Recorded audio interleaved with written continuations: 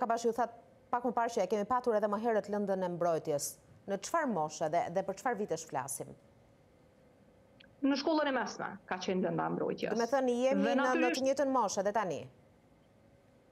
Tani kjo pyetje ndoshta duhet m'ia bë Ministrisë së Arsimit. Jo, me ato që propozohet, po, klasat e 11-ta dhe të 12-ta besoj pak a shumë në të njëjtën moshë.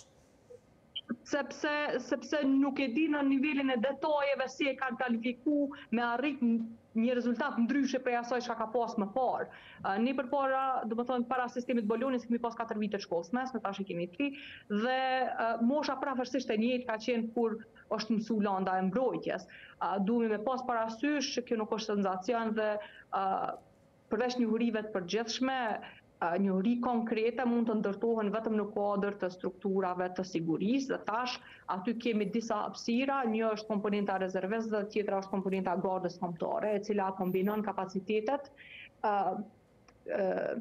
ushtarake me ato civile dhe maksimizon, sidomos për vendet vogla maksimizon në mënyrë më eficiente kapacitetet ekzistuese që i ki dhe limitet natyrisht financiare. Ne si shtet e kemi marrë modelin e gardës kombëtare amerikane në partneritet me shtetin iOS dhe Shtetet Bashkuara të Amerikës, respektivisht Ministrisë së Mbrojtjes, domethënë Departamentit të Mbrojtjes, gjatë rishikimit dhe gjatë transformimit të FSK-s është analizuar dhe është parapa dhe ndërtimi i gardës kombëtare dhe është shumë me rëndësi që në vend që të fokusohemi si shtet, në vend që kjo qeveri të fokusohet në hapa taktik,